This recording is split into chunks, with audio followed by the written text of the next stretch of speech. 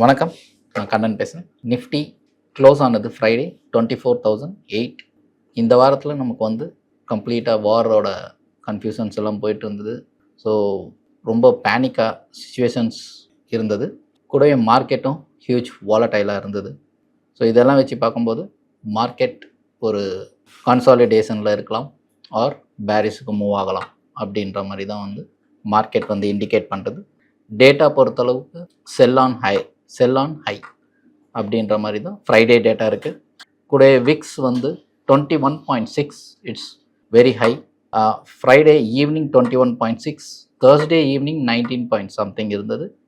Again VIX வந்து increase ஆகிருக்கு, which is not good for market. VIX ஜாஸ்தியாக மார்க்கெட்டுக்கு நெகட்டிவிட்டி கண்டினியூ ஆகிறதுக்கு ப்ராபபிலிட்டிஸ் ஆர் மோர். மண்டே வரும் வாரத்தில் resistance at 24,200 tight resistance and 24,300 is the tight resistance. So the resistance, important resistance and tight resistance at 24,300ன்னு வச்சுக்கலாம். Supports are 23,900, 23,800. இதெல்லாமே ஈவினிங்கோட datas வச்சு தான் நம்ம பேசுறது. ஓப்பன் இன்ட்ரெஸ்ட் எல்லாம் பார்த்து அதில் இருக்கிற சப்போர்ட்ஸ் அண்ட் ரெசிஸ்டன்ஸ் தான் நான் வந்து உங்களோட ஷேர் பண்ணிட்டுருக்கேன். Supports 23,900 and 23,800. Least support at 23,500 வரைக்கும் போகலான்ற மாதிரி டேட்டா இருக்குது. இந்த வாரத்தில் வந்த high 24,526.40, low 23,935.75. So medium support இருக்கிற இடம் வந்து 23,900 லெவல். எக்ஸ்பெக்டேஷன்ஸ் பிலோ 23,800 க்ளோஸ் ஆகும் பட்சத்தில் market will fall up to 23,500. இதுதான் வந்து வரும் வாரத்தில் டேட்டாஸ் இருக்கிறது. டியூஸ்டே வெட்னஸ்டே எல்லாம் டேட்டாஸ் சேஞ்ச் ஆகும், அதுக்கேற்ற மாதிரி நம்ம வியூஸை சேஞ்ச் பண்ணோம். ஆன் மண்டே பொறுத்தளவுக்கு இந்த மாதிரி தான் ஹையர் சைட் செல் அப்படின்ற மாதிரி டேட்டா இருக்குது. Below 23,800 market will fall up to 23,500, 24,200 and 24,300 act as a tight resistances அப்படின்ற மாதிரி தான் டேட்டா இருக்குது. Next bank Nifty closed at 53,595.25, resistance at 53,800 and 54,000. Supports are 53,400, 53,000. Least support is at 53,000. So worst support one 53,000 இருக்கு. இந்த வாரத்தில் வந்த high 55,345.50 and low 53,483.05. Medium term support at 53,400 and 53,000. Expectations below 53,000 on close basis, market will fall up to 52,600 வரைக்குமே data இருக்கிறதால 53,000க்கு கீழே close ஆச்சுன்னா further fall 52,600 வரைக்கும் இருக்கலாம். At the same time Monday resistance at 53,800 to 54,000 போகும்போது டெஃபினட்டாக அங்கே வந்து ஒரு செல் ஆஃப் வர்றதுக்கு ப்ராபபிலிட்டிஸ் ஆர் மோர். 53,400 கட் ஆகும்போது 53,000க்கு ப்ராபபிலிட்டிஸ் மோர். 53,000க்கு கீழே முடியும் போது 52,600 இஸ் த வர்ஸ்ட் ப்ராபபிலிட்டி. அதுதான் வந்து டேட்டா வந்து மண்டேக்கு உண்டான டேட்டா இருக்குது. பார்ப்போம் எப்படி ட்ரேட் ஆகுதுன்றது மண்டே நம்ம பார்ப்போம். இப்போ நம்ம மார்ச் பொறுத்தளவுக்கு டொமெஸ்டிக் இன்ஸ்டிடியூஷனல் இன்வெஸ்டர்ஸ், அதாவது மார்ச் மந்த் பொறுத்தளவுக்கு டிஐஐ வந்து இன்க்ரீஸ் பண்ணியிருக்காங்க, நிறைய ஹோல்டிங்ஸை வந்து இன்க்ரீஸ் பண்ணியிருக்காங்க. நிஃப்டி 50 பொறுத்தளவுக்கு, நிஃப்டி 50 ஸ்டாக்ஸ் பொறுத்தளவு 23.6% வரைக்குமே மார்ச் 2025 இன்க்ரீஸ் பண்ணியிருக்காங்க. இது ஒரு கேஷ் மார்க்கெட்டுக்கு ஒரு பாசிட்டிவ் நியூஸ். நிஃப்டி 500லையும் 19.2% வரைக்கும் அவங்க டிஐஐஸ் வந்து பொசிஷனில் இன்க்ரீஸ் பண்ணியிருக்காங்க. At the same time domestic investors ரொம்ப ரொம்ப அவுட்லுக் வந்து ரொம்ப க்ரோ ஆகிறதுக்கு பொட்டன்ஷியல் ஜாஸ்தி இருக்க மாதிரி தான் இந்த இன்வெஸ்ட்மெண்ட்ஸ் எல்லாம் பார்க்கும்போது நமக்கு தெரியறது. எஃப்ஐஸ் ரெடியூஸ் பண்ணிகிட்டே இருக்காங்க. 4 கன்சிக்வெண்ட் குவார்ட்டரில் அவங்க வந்து ரெடியூஸ் பண்ணிகிட்டே இருக்காங்க அவங்களோட பொசிஷன்ஸை. பட் டிஐஐஸ் மார்ச்சில் நல்லாவே இன்க்ரீஸ் பண்ணியிருக்காங்க. ஸோ டிஐஐ சப்போர்ட்ஸ் நல்லாவே இருக்குன்னா மார்க்கெட்டில் some informations on cooking on அப்படின்ற மாதிரி நம்ம வச்சுக்கலாம். எப்படி இருக்குன்றதை பார்ப்போம். இது ஜஸ்ட் ஒரு டேட்டா ஷேரிங். அண்ட் இங்கே நம்ம ஷேர் பண்ணுற எந்த ஈக்விட்டியும் சரி, லெவல்ஸும் சரி, எல்லாமே எஜுகேஷனல் பர்பஸ் தான். I am not a SEBI registered analyst. இது ரெக்கமெண்டேஷன் கால்லாம் கிடையாது. உங்களோட நாலேஜ் பர்பஸுக்கு நீங்கள் வந்து யூஸ் பண்ணிக்கலாம். Long term stocks to watch, எந்த ஸ்டாக்கை வந்து நம்ம லாங் டேர்முக்கு வாட்ச் பண்ணலாம் அப்படின்னும் போது ப்ரைவேட் பேங்கிங்கில் the number 1 is Axis Bank. Axis பேங்க்கில் தான் மியூச்சுவல் ஃபண்ட்ஸ் வந்து கன்சிஸ்டண்ட்டாக அவங்களோட ஸ்டேக்கை வந்து இன்க்ரீஸ் பண்ணிகிட்டே இருக்காங்க ப்ரைவேட் பேங்கிங் பொறுத்தளவுக்கு. அண்ட் ஏயு ஸ்மால் ஃபினான்ஸ் பேங்க்கும் ரொம்ப நல்லாவே பெர்ஃபார்ம் பண்ணிகிட்ருக்கு. ஸோ ஏயு ஸ்மால் ஃபினான்ஸ் பேங்க்கும் நம்ம கான்சன்ட்ரேட் பண்ணலாம். இன்சூரன்ஸ் பேக் பொறுத்தளவு ஹெச்டிஎஃப்சி லைஃப் இன்சூரன்ஸ் அது சூப்பராக இருக்குது, இன்வெஸ்ட்மெண்ட்ஸும் நல்லா இருக்குது, சார்ட்டும் நல்லா இருக்குது. அண்ட் பஜாஜ் ஃபின் சர்வீசஸில் ஃபினான்சியல் சர்வீசஸில் பஜாஜ் ஃபின்சர்வ் வந்து ரொம்ப நல்ல equity for a long term basis. இது எல்லாமே லாங் டேர்ம் பேசிஸ், ஒன் ஷாட்டில் வாங்குகிற இதுவே இல்லை. இதெல்லாம் உங்களோட கேபிட்டலை டிவைட் பண்ணிவிட்டு எவ்வளோ கரெக்ஷனில் கம்மியானாலும் அதை வந்து ஆவரேஜ் போட்டு வாங்கும்போது ஆவரேஜ் ப்ரைஸ் குறையும் போதும் மார்க்கெட் பிக்கப் ஆகி மூவ் ஆகும்போது நமக்கு வந்து ப்ராஃபிட்டபிலிட்டி ஜாஸ்தி கிடைக்கிறதுக்கு ப்ராபபிலிட்டிஸ் ஆர் மோர். அகெயின் இங்கே இன்ஃபார்ம் பண்ணுறது ப்ரைவேட் பேங்கிங் அண்ட் என்பிஎஃப்சி இது ரெண்டுமே வந்து sector wise good, as well as insurance செக்டரும் வந்து ரொம்ப நல்லாவே பர்ஃபார்ம் பண்ணுது. இது கூட பாஸ்பேட், அதாவது united phosphate, Krishana phosphate, Paradeep phosphate, அதில் வர பியர்ஸில் இருக்கிற நல்ல பாஸ்பேட் கம்பெனிக்கு இருக்கிற ஃபண்டமெண்டல் ஸ்டாக்ஸை வந்து லாங் டேர்முக்கு அக்குமுலேட் பண்ணலாம். அந்த சார்ட்ஸை நம்ம பார்க்கும்போதும் வந்து ஆஸ் பர் சார்ட் அனாலிசிஸ் நம்ம பண்ணும்போது நியூ ஹைஸ் போயிட்டே இருக்குது, மூவ் ஆகி போயிட்டே இருக்குது. So which is good for phosphate sector. So அதுவும் ஸ்பெசிஃபிக்காக நம்ம பார்த்துக்கிறது பெட்டர். இன்றைக்கி நம்ம பார்க்க போகிறது டிஃபென்ஸ் ஸ்டாக்கோட ட்ரெண்ட் அனாலிசிஸ். இப்போது லேட்டஸ்ட்டாக இந்தியா பாகிஸ்தான் வார் போயிட்டுருக்கிறதா டிஃபென்ஸ் ஸ்டாக் வந்து கொஞ்சம் வால்டாலிட்டி ஹியூஜாக இருந்தாலும் பாசிட்டிவ் சைட் மொமெண்டம் ஜாஸ்தி இருக்குது. ஸோ ஒரு கவுண்டராக நம்ம வந்து பார்ப்போம் என்ன மாதிரி இது ட்ரேட் ஆகுது அப்படின்ற மாதிரி.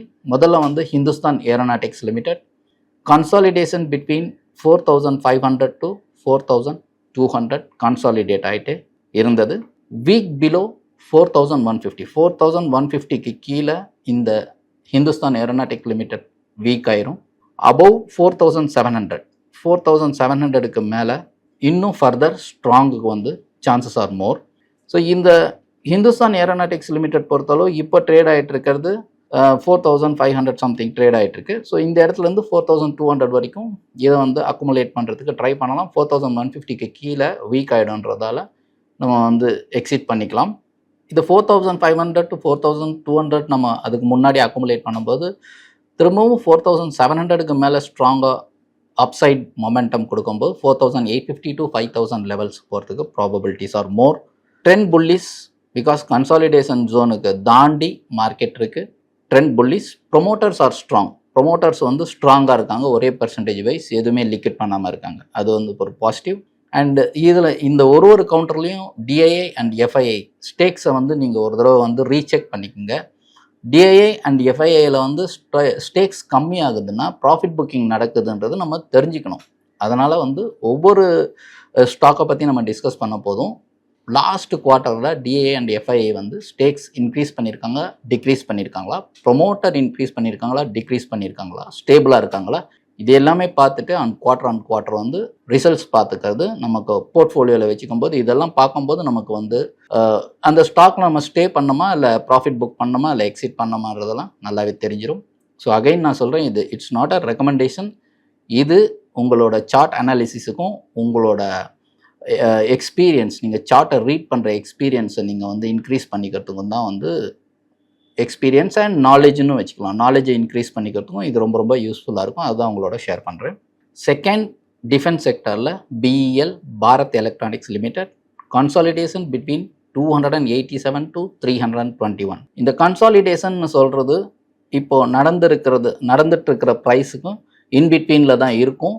இந்த கன்சாலிடேஷன் பிரேக் அவுட் ஆகி போகும்போது இந்த பர்டிகுலர் ஈக்விட்டி ரொம்ப ஸ்ட்ராங் ஆகிடும். அதுதான் நான் வந்து கன்சாலிடேஷன் ஜோன் சொல்கிறேன். கன்சாலிடேஷன் பிட்வீன் அப்படின்னும் போது அக்குமுலேட் பண்ணுற ஜோனாகவும் நம்ம வந்து அசியூம் பண்ணிக்கலாம். வீக் பிலோ 280, 280 ரூபாய்க்கு கீழே பிஇஎல் வரும்போது வீக் ஆகும்.